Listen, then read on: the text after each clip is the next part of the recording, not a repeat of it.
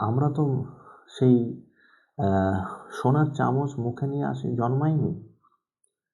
আমাদের ইনকাম করতে গেলে আমাদের পড়াশোনা করতে হবে। আগামী দিন ভালোভাবে বেঁচে থাকতে গেলে আমাদের পড়াশোনা করতে হবে। আমি ক্লাসে একটা কথা বলে থাকি, মানি মেক্স মানি। মানি মেক্স মানি। এবার আমাদের তো টাকা নেই, সুতরাং আমরা কিভাবে টাকা ইনকাম করব? তাহলে আমাদের কি করতে হবে? তাদের জন্য ট্রেন্ড মেক্স মানি। সুতরাং তোমাদের ট্রেনিং নিতে হবে, যার মধ্য দিয়ে তোমরা আগামী দিন তোমাদের ভবিষ্যৎ উজ্জ্বল হবে। এছাড়া আমার আর কিছু বলার নেই। সময় যাই হোক, তোমাকে নিজেকে টিকে থাকতে হবে। এই প্রতিকূল পরিস্থিতির মধ্যেও তোমাকে টিকে থাকতে হবে। তবে নিশ্চয়ই মনে হবে যে টিকে থাকতে পারে, যে সহ্য করতে পারে, সে একদিন শেষে হাসবে। ডিয়ার অল, গত রবিবার ওয়েস্ট বেঙ্গল এসএসসির গ্রুপ সি এর এক্সাম আমরা দিয়েছি। অনেকের প্রশ্ন, স্যার প্রশ্নটা এত সহজ কেন হলো? প্রশ্নটা কেমন হলো সেটা প্রশ্ন নয়। প্রশ্নটা হচ্ছে কোশ্চেন পেপারটা এত সহজ কেন হলো, আর কত স্কোর আমরা করলে পরবর্তী স্টেপ অর্থাৎ টাইপিং টেস্টের জন্য আমরা ডাক পেতে পারি। আদৌ কি আমাদের ফ্রেশারদের জব হবে? এই প্রচুর প্রশ্ন আমার প্রিয় ছাত্রছাত্রী, সেই সঙ্গে সারা বাংলার যারা পরীক্ষা দিয়েছ তোমরা, তোমাদের সকলের কিন্তু এই প্রশ্নগুলো ঘুরপাক খাচ্ছে। আমাদের অনেক অভিজ্ঞ শিক্ষক মণ্ডলীগণ তারা তাদের মতামত ইউটিউবে, সোশ্যাল মিডিয়াতে ব্যক্ত করেছেন। আমার কিছু স্নেহের ছাত্রছাত্রী আছে যারা আমার মুখ থেকে কিছু শুনতে চেয়েছে। তাই সেই উদ্দেশ্যেই আমি তোমাদের সামনে কয়েকটি কথা বা একান্তই বলতে পারো আমার মতামত তোমাদের সামনে ব্যক্ত করছি। তবে আমার সঙ্গে তোমরা হয়তো সহমত পোষণ করতেও পারো, আবার নাও করতে পারো। ডিয়ার স্টুডেন্টস,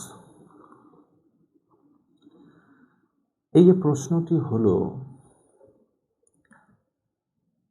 এই প্রশ্নের গুণগত যে মান, সেটা নিয়ে আমার কিছু বলার রয়েছে।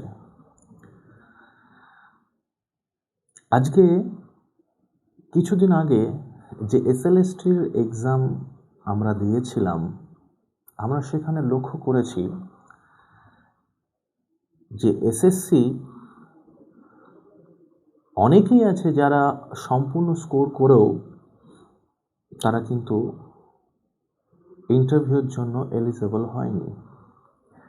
হ্যাঁ, তোমরা অনেকেই বলবে স্যার তার সঙ্গে এটার কোনো সম্পর্ক নেই। একদমই তাই। ডিয়ার অল, সেখানে দেখো ওদের 10 মার্কসের এক্সপিরিয়েন্স নম্বর ছিল, আর এখানেও দেখো 5 মার্কসের এক্সপিরিয়েন্স রয়েছে। ডিয়ার স্টুডেন্টস, বিলিভ মি, আজকেই সকালে আমার একজন প্রিয় ভাই, বন্ধু, সে আমাকে ফোন করে এবং ঘটনাচক্রে কথার মধ্যে আমরা জানতে পারলাম সে পরীক্ষায় বসেছিল এবং সে বলছে, ভাই আমি তো পড়াশোনা করিনি কোনো দিনই কম্পিটিটিভ এক্সামসের জন্য। আমি বিগত কয়েক বছর ধরে টোটালি ডিট্যাচ আছি, কিন্তু বিশ্বাস করো যেহেতু পরীক্ষায় ফর্ম ফিল আপ করেছিলাম তাই পরীক্ষায় গেছিলাম, দারুণ পরীক্ষা হলো। তাহলে যদি একটু প্রিপারেশন নিতাম কেমন হতো?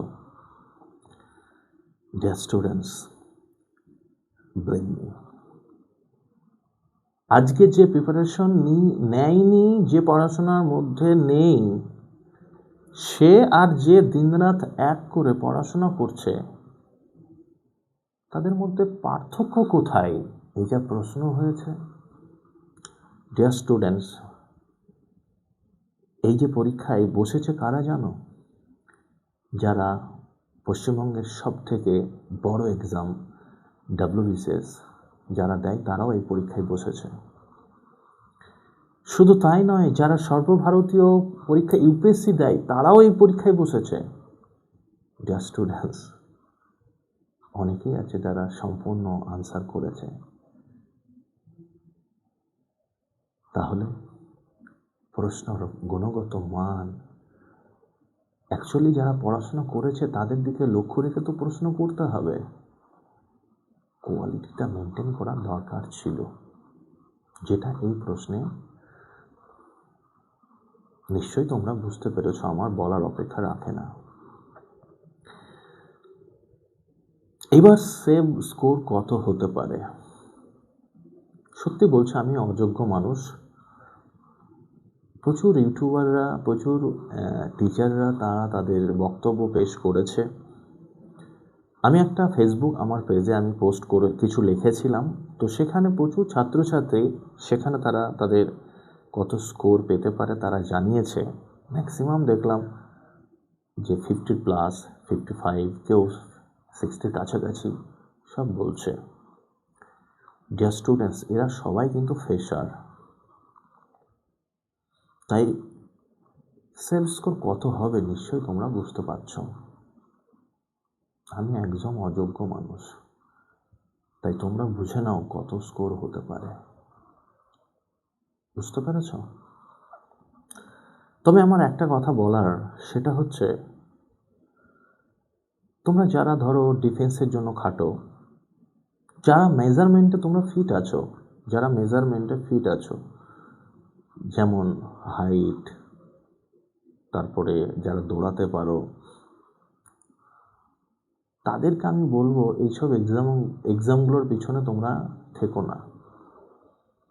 তোমরা WPর জন্য খাটো, তোমরা KPর জন্য খাটো, তোমরা SSC GDর জন্য খাটো, তোমরা আবগারির জন্য খাটো, তোমরা আর্মির জন্য খাটো। কারণ এই এক্সামগুলো প্রতি বছর হবেই হবে, আর এখানে তোমরা চাকরি শিওর পাবে। তাই তোমরা যারা এই এক্সামগুলোর জন্য এলিজেবল, আমি তাদেরকে বলবো এই সমস্ত এক্সামগুলোর জন্য একদম হা হুতাশ করার কোনো প্রয়োজন নেই। তোমরা এগুলোর জন্য খাটো। এইবার যারা এই সমস্ত এক্সামগুলো দিতে পারবে না, তাদেরকে কি বলবো?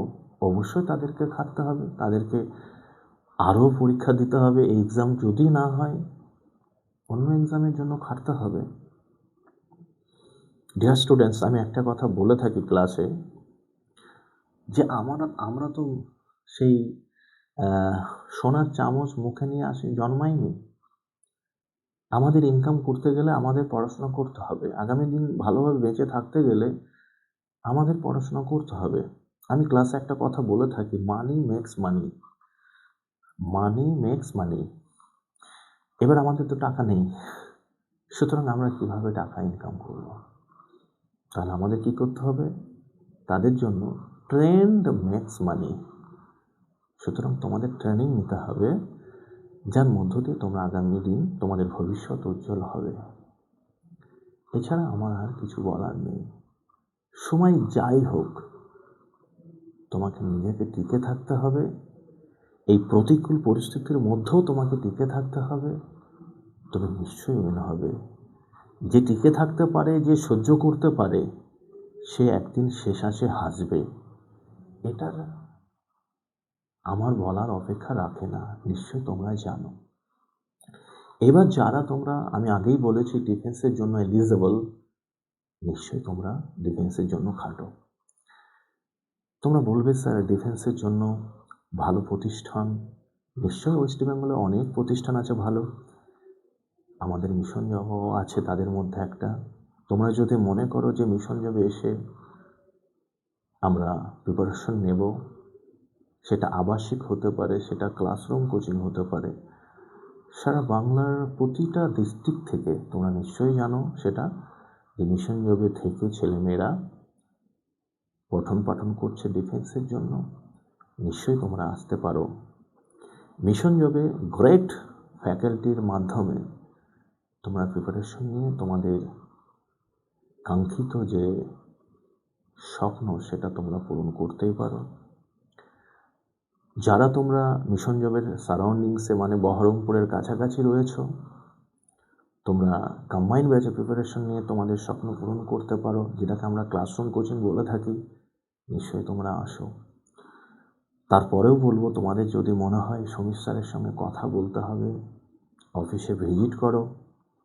তোমাদের যে কোনো মতামত যদি নেওয়ার থাকে, তোমাদের ডিসকাশন করার প্রয়োজন থাকে, নিশ্চয়ই তোমরা অফিসে আসো, সমীর স্যারের সঙ্গে বসো। তোমাদের প্রয়োজনীয় কথাবার্তা নিশ্চয়ই সমীর স্যারের সঙ্গে বলো, তোমাদের অনেক কাজে লাগবে, তোমরা ডাইরেকশন পাবে, তোমরা দিশা খুঁজে পাবে, এটুকু আমি তোমাদের আশ্বস্ত করতে পারি।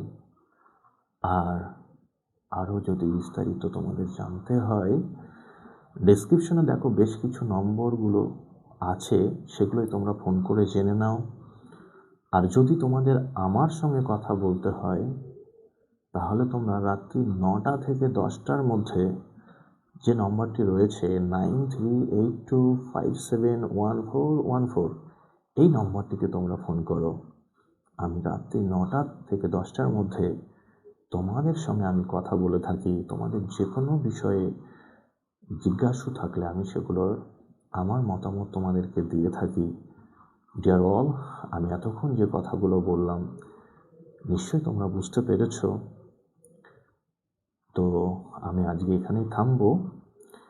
আমরা পরের ভিডিওতে তোমাদের সঙ্গে আবার কিছু আলোচনা করব গুরুত্বপূর্ণ। আর যারা মিশন জবে আসছো আগামী দিন আমার সঙ্গে সাক্ষাৎ করতে বা মিশন জবে পড়াশোনার জন্য, নিশ্চয়ই অফিসে তোমাদের সঙ্গে আমার দীর্ঘ সময় ধরে আলোচনা করার একটা সুযোগ হবে। Josh! Josh!